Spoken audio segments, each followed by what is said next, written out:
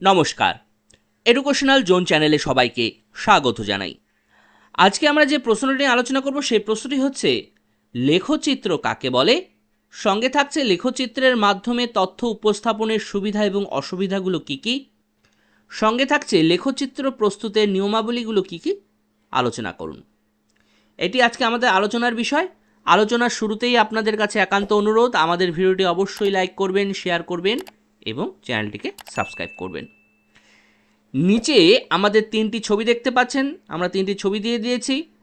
প্রথম ছবিটি হচ্ছে আয়তলেখ বা হিস্টোগ্রাম, মাঝখানের ছবিটি হচ্ছে পরিসংখ্যা বহুভুজ বা ফ্রিকোয়েন্সি পলিগন, আর ডান দিকের শেষের ছবিটি হচ্ছে অজাইভ বা অগিভ।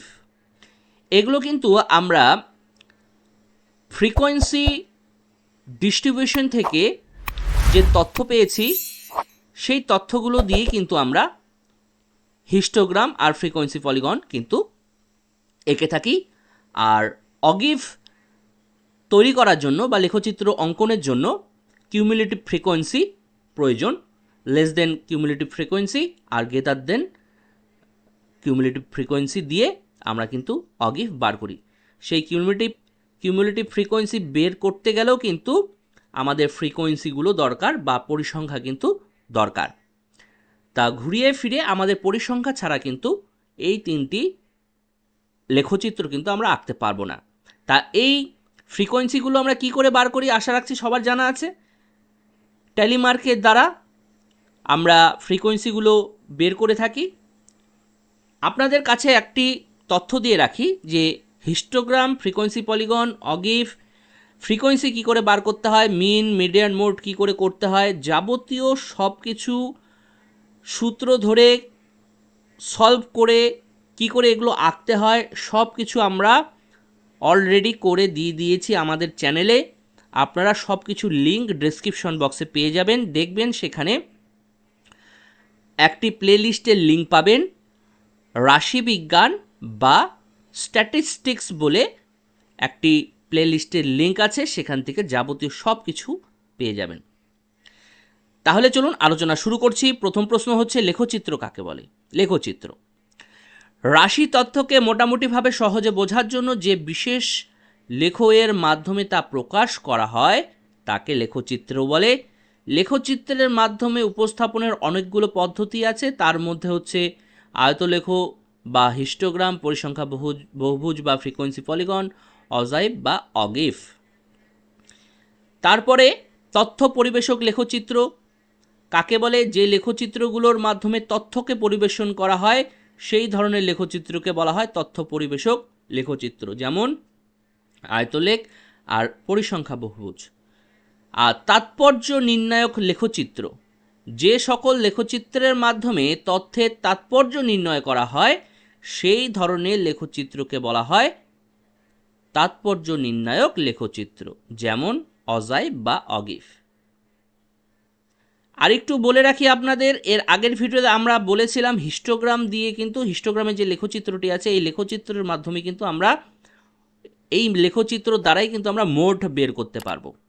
আর অগিভ বা অজাইভ থেকে কিন্তু আমরা ক্যালকুলেশন না করেও সূত্র না ফেলে কিন্তু মিডিয়ান বের করতে পারবো। দেখুন এখানে সংক্ষেপে একটু ধারণা দেওয়া হয়েছে। এবার আমরা আলোচনা করব লেখচিত্রের মাধ্যমে তথ্য উপস্থাপনের সুবিধাগুলো কি কি। এক নাম্বার হচ্ছে তথ্য বিশ্লেষণ।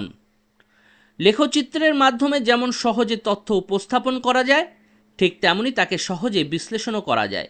কারণ এখানে যে লেখচিত্রগুলো দেখে আমরা বুঝতে পারি কোনটি কম আছে কোনটি বেশি আছে। আমরা যদি এটা এই যে মাঝখানের মোটামুটি মাঝখানে এই যে লম্বা লেখচিত্রের মধ্যে লম্বা হিস্টোগ্রামে যে দেখতে পাচ্ছেন এই লম্বাটা, তাহলে এই যে লেখচিত্র এই জায়গাটা হলো সব থেকে বেশি, তার তুলনায় এটা কম, তার থেকে এগুলো কম, এটা তো এটা তার থেকে কম, এটা আরও কম। এইভাবে কিন্তু আমরা লেখচিত্র দেখে কিন্তু তথ্য সহজেই বিশ্লেষণ করতে পারি। যদি বলি স্কুলে সব থেকে বেশি সংখ্যক স্টুডেন্ট কত নাম্বার পেয়েছে, তাহলে মাঝখানে যে রেখাটা দেখালাম যেটা সব থেকে উঁচুতে আছে তাহলে ওটা বেশি সংখ্যককে বোঝাচ্ছে, তাহলে বেশি সংখ্যক পাস করেছে বা বেশি নাম্বার পেয়েছে। ঠিক এইভাবে কিন্তু আমরা লেখচিত্রের মাধ্যমে অতি সহজে কোনো তথ্যকে পরিবেশন করতে পারি এবং তথ্য সবাই ভালো মতো বুঝতে পারে, সহজেই বুঝতে পারে। 2 নাম্বার সময় ও ব্যয় হ্রাস। লেখচিত্রের সাহায্যে তথ্য উপস্থাপন করলে সময় এবং ব্যয় অনেক কম হয়। 3 নম্বর, স্কোরের তুলনা। বিভিন্ন স্কোরের মধ্যে লেখচিত্রের মাধ্যমে তুলনা করা যায়। আবার ছবিটা একটু দেখুন, তাহলে এই মাঝখানের এই স্কোরের সঙ্গে আগের স্কোর, তার আগের স্কোর, তার আগের স্কোর এবং পরের স্কোরগুলো তুলনা করতে পারো, কে বেশি কে কম, কোন গ্রুপে বেশি সংখ্যক নাম্বার আছে, নাম্বার পেয়েছে, কে নাম্বার পেয়েছে।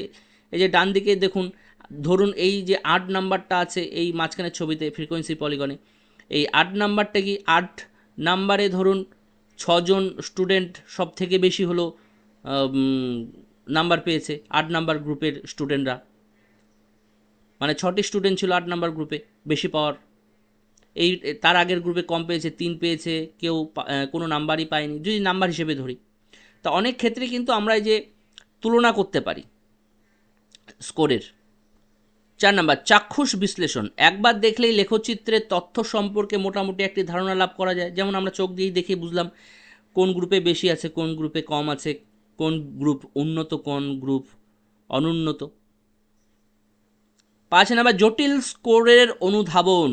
জটিল স্কোরগুলোকে লেখচিত্রের, স্কোর মানে তথ্য, জটিল তথ্যগুলোকে লেখচিত্রের মধ্য দিয়ে প্রকাশ করা সহজেই তা অনুধাবন করা যায়, প্রকাশ করে তা সহজে অনুধাবন করা যায়। 6 নাম্বার কি বলছে, নিরক্ষর মানুষদের জন্য সহজবোধ্য। নিরক্ষর মানুষদের লেখচিত্রের মাধ্যমে উপস্থিত বিষয়গুলি সহজেই বুঝতে পারে, কোনটা বেশি কোনটা কম সেটা তো যে কেউ দেখে বলতে পারবে। 7 নাম্বার, বিশিষ্ট নির্ণয়। এটা একটু স্পেলিং ভুল হয়ে গেছে, বৈশিষ্ট্য নির্ণয় হতো। স্কোরগুলির মধ্যে অবস্থিত বৈশিষ্ট্যগুলো সহজে নির্ণয় করা যায়। 8 নাম্বার, আকর্ষণীয়তা। লেখচিত্র সহজেই প্রত্যেকটি মানুষের দৃষ্টি আকর্ষণ করে, তাই প্রতিটি মানুষের কাছে তথ্যকে সহজে পৌঁছে দেওয়া যায়। 9 নাম্বার, রাশিমালা প্রবণতা।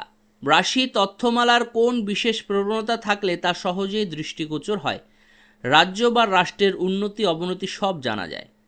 10, ত্রুটি বিচ্যুতি। স্কোরগুলোতে কোনো ত্রুটি বিচ্যুতি থাকলে তা লেখচিত্রের মাধ্যমে সহজে নির্ণয় করা যায়। যদি স্কোরের মধ্যে ত্রুটি বিচ্যুতি থাকে তাহলে মিলবেই না। স্কোরে দেখা যাচ্ছে যে একদিকে হাই হচ্ছে, কিন্তু আমি ডাটাতে দেখতে পাচ্ছি যে অন্যদিকে হাই হচ্ছে বা অন্যদিকে লো হচ্ছে। তাহলে হাই লোর এই পার্থক্য দেখে আমরা বুঝতে পারি লেখচিত্রের সঙ্গে ডাটার কোনো তফাৎ আছে কিনা, ভুল ভ্রান্তি হয়েছে কিনা। এবার আমরা দেখব লেখচিত্রের মাধ্যমে তথ্য উপস্থাপনের অসুবিধাগুলো কি কি। সুবিধা তো দেখলাম, এবার অসুবিধা। 1 নাম্বার, অধিক সময়। লেখচিত্র আঁকতে অনেক সময় লাগে। খুব সূক্ষ্ম গ্রাফ পেপারে বিন্দু বিন্দু গুনে গুনে লিখে, মানে খুব নির্ভুল করতে গেলে কিন্তু খুব সাবধানে আস্তে ধীরে করতে হয় লেখচিত্র অঙ্কন, সেজন্য সময় লাগে বেশি তৈরি করতে। সব তথ্যের প্রকাশ অসম্ভব। সব তথ্যের প্রকাশ বিশেষ কোনো বর্ণনামূলক বিষয়কে লেখচিত্রের দ্বারা প্রকাশ করা যায় না, শুধু সংখ্যা দ্বারা প্রকাশ করা, যেগুলো সংখ্যা আছে সংখ্যামূলক তথ্যকেই আমরা লেখচিত্রের মাধ্যমে প্রকাশ করতে পারি, বর্ণনামূলক বিষয়গুলোকে কিন্তু আমরা লেখচিত্রের মাধ্যমে প্রকাশ করতে পারি না। 3 নাম্বার, সঠিক মান প্রকাশের ত্রুটি। লেখচিত্র কখনো সঠিক মান উপস্থাপন করতে পারে না।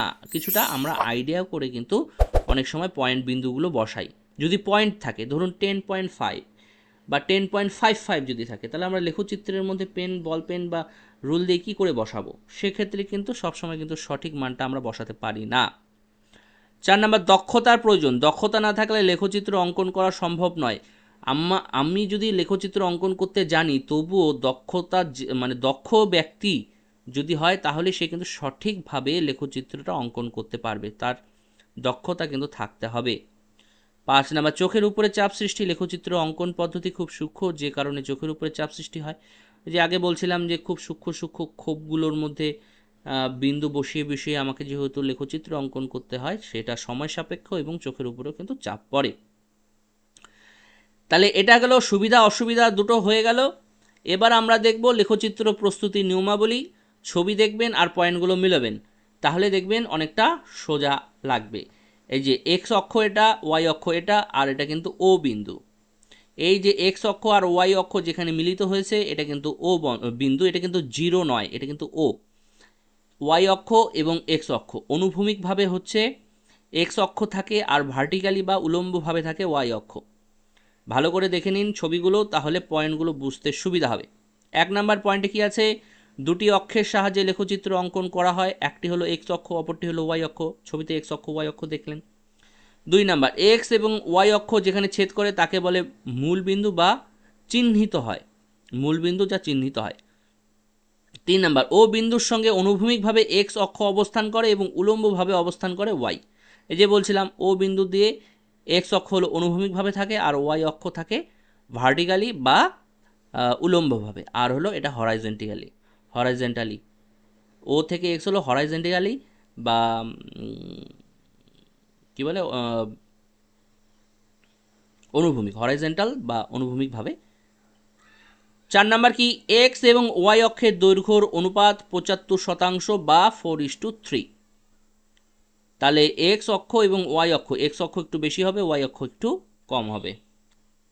লেখচিত্র আকার এবং আয়তন ঠিক রাখতে এই হিসেব করা হয় যাতে এক্স অক্ষে যে পরিমাণ বর্গক্ষেত্র ব্যবহৃত হয় ওয়াই অক্ষে তার 3/4 বর্গক্ষেত্র ব্যবহৃত হয়। এখান থেকে কিন্তু অনেক শর্ট প্রশ্ন আসে, আপনারা কিন্তু এই পয়েন্টগুলো ভালো মতো খেয়াল রাখবেন। 5 নাম্বার, অনুভূমিক এক্স অক্ষে ও এর বাম পাশে অবস্থিত অংশ ঋণাত্মক এবং ও এর ডান পাশে এক্স অক্ষ ধনাত্মক। এই যে এখানে ও দেখতে পাচ্ছেন ও বিন্দু, এই ও বিন্দুর ডান দিকে এই পাশে যদি আসি তাহলে এগুলো প্লাস প্লাস, ও বিন্দুর থেকে যদি আমরা উল্টো দিকে যাই তাহলে এটা কিন্তু মাইনাস। যদি মাইনাসে আমার রাশি থাকে তাহলে কিন্তু আমাকে এই পাশেও দাগ দিতে হবে। যেহেতু রাশিগুলো সব প্লাস আছে, দেখুন 1 0 3 6 4 1, সরি, এই স্কোরগুলো নিচে বসে, স্কোরগুলো হলো নিচে বসে আর ফ্রিকোয়েন্সি বসে ভার্টিক্যালি ওয়াই অক্ষে। তাহলে 5 6 7 8 9 10 এগুলো নিচে বসতো, কিন্তু এখানে দেখুন সব কিন্তু পজিটিভ আছে, নেগেটিভ কিছু নেই।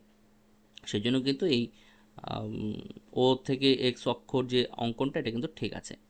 6 নাম্বার কি বলেছে, ও বিন্দু বরাবর উপরের দিকে এক্স অংশ ধনাত্মক এবং নিচের দিকে ওয়াই অংশ ঋণাত্মক, ঠিক একই রকমভাবে। 7 নাম্বার, ও বিন্দুর চারিদিকে যে কোনো কোঅর্ডিনেট এক্স ও ওয়াই এর মান বসানোর নিয়ম হলো বন্ধনীর মধ্যে প্রথমে এক্স এর মান এবং তারপর ওয়াই এর মান হবে। তাহলে এটা একটু দেখে নিন, পজ করে করে দেখে নিন, পয়েন্টগুলো লিখে নিন, নোট ডাউন করে নিন। এই পয়েন্টগুলো কিন্তু ভালো করে মনে রাখবেন, এখান থেকে অনেক কিছু শর্ট প্রশ্ন আপনারা কিন্তু পাবেন। তাহলে এটি আমাদের আলোচনার বিষয়বস্তু ছিল, সবাই আশা রাখছি বুঝতে পেরেছেন। ভিডিওটি ভালো লেগেছে আমাদের কমেন্ট করে জানান ভিডিওগুলো কেমন লাগছে, আলোচনা কেমন লাগছে। আর আপনাদের অনুরোধ আমাদের কাছে, আমাদের যে ভিডিওটি আছে অবশ্যই লাইক করবেন, শেয়ার করবেন এবং চ্যানেলটিকে সাবস্ক্রাইব করবেন। সবাইকে অসংখ্য ধন্যবাদ জানিয়ে ভিডিওটি এখানে শেষ করছি। সবাই ভালো থাকবেন, সুস্থ থাকবেন। অসংখ্য ধন্যবাদ।